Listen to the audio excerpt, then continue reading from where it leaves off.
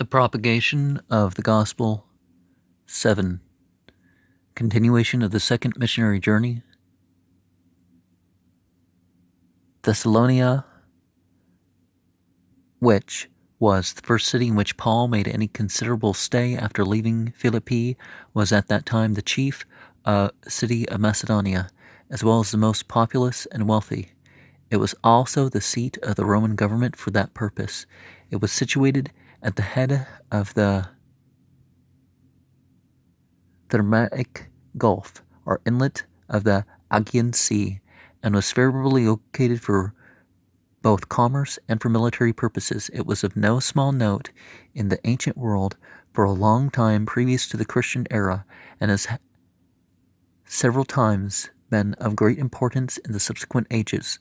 The Jewish population at the time of Paul's visit was very great, and it appears to have had the only synagogue in all that region of the country.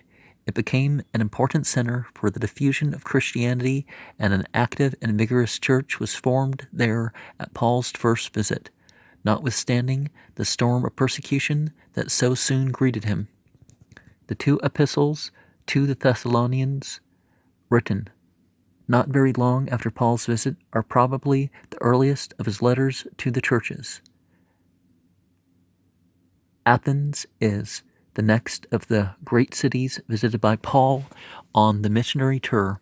We don't have any of the original Paul letters, by the way. They're all later edits. But it goes back pretty early, though. Of it, little need be said here, since all students of ancient history are supposed to be somewhat familiar with the character of this, in many respects, the most noted city of the ancient world.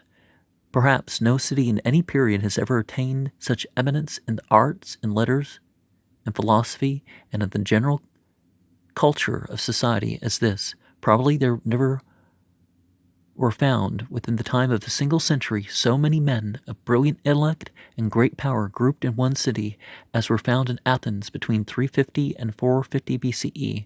The time of Paul's visit was several centuries after that, and it had fallen far below the standard of its highest fame. It was not now even the capital of the Roman province of which it was a part. It was, however, a free city under the general government of the empire, and, as such, had many privileges. Yet, even now, it was a wonderful city, crowded with temples, palaces, and statues, and other marvelous works of art. We go through the gate, and immediately the eye is attracted by the sculpted forms of Minerva, Jupiter, and Apollo, of Mercury, and of the Muses, standing near a sanctuary of Bacchus. We are already in the midst of an animated scene where temples, statues, and altars are on every side, and where Athenians, fond of publicity and the open air, fond of hearing and telling what is curious and strange, are enjoying the climate and inquiring for news. If we look up to Archopagus, we see the temple of that entity from whom the eminence had received the name of Mars Hill. If we look forward to the Acropolis, so Ares is their name for Mars, or wait, we're using Greek, so maybe. If we look forward to the Acropolis, we behold there, closing the long perspective, a series of little sanctuaries on the very ledges of the rock, shrines of Bacchus and Asclepius. Bacchus is the character that the later Gospel of John was modeled around, a text regarding that. Over 90% clearly, some name changes, that's most of the difference. Venus, Earth, and Ceres, ending with that lovely form of that temple of unwinged victory, which glittered by the entrance of Thus, every entity in Olympus found a place in the agora. But the religiousness of the Athenians went even further, for every public place and building was likewise a sanctuary. The council house held statues of Apollo and Jupiter, with an altar of Vesta. The Pnyx, near which we entered, on whose elevated platform they listened in breathless attention to the orators, was dedicated to Jupiter on high, with whose name those of the nymphs of the Demus were gracefully associated, and as if the imagination of the Attic mind knew no bounds in this direction, abstractions were deified and publicly honored. Altars were erected to fame, to modesty, to energy, to persuasion, and to piety. Oh, and to pity.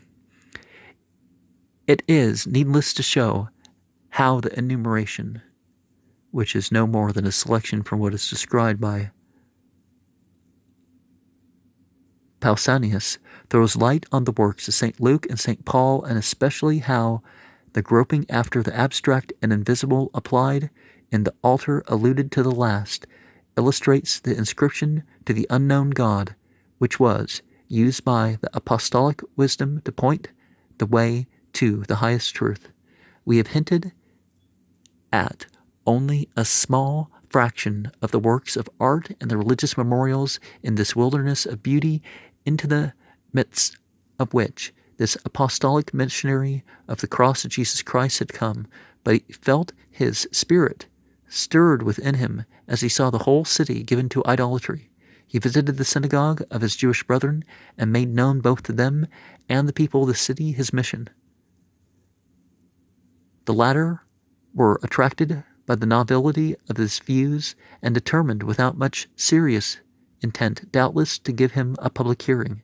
Then he began that wonderful oration worthy of the place and subject, which, as he touched upon the doctrine of the resurrection, appeared like foolishness to the Greeks, that they jeeringly interrupted him, and he was not permitted to finish. Only a few were convinced, and there appears to have been no organized body of believers formed there. Another scarcely less important city visited by Paul at this time was Corinth. In relation to Christianity, it was indeed vastly more important. Even in its political relations, it was, just at this time, much superior to Athens. It was the capital of the Roman province of Achaia, which now embraced nearly the whole of ancient Greece, and under the government of the proconsul Gallio, a brother of the celebrated philosopher Seneca. This man has become famous, and his name proverbial, from his relation to and because of his treatment of the case in which the Jewish opposers of Paul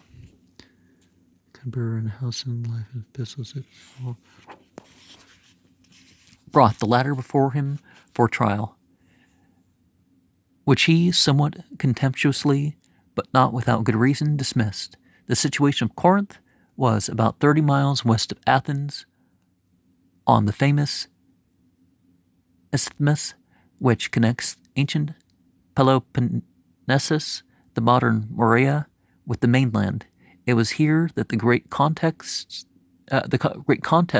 of racing, wrestling, and other games were celebrated, and to witness which multitudes assembled from all parts of Greece.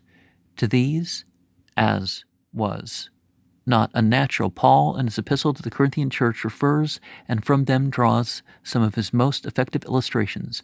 No more eligible spot could have been chosen for some commercial city than this, where a harbor could be found on each side, and ships through different waters approach from opposite directions. Hence the wealth and luxury of the city was very great. It was a place, it is true, of much culture and refinement, second perhaps in this respect only to Athens. The arts flourished here, and the city gave a name to the order of architecture, perhaps the most elegant of any age, and which continues to exist, to be admired even now. And so Instead of a transcendent God, they thought of one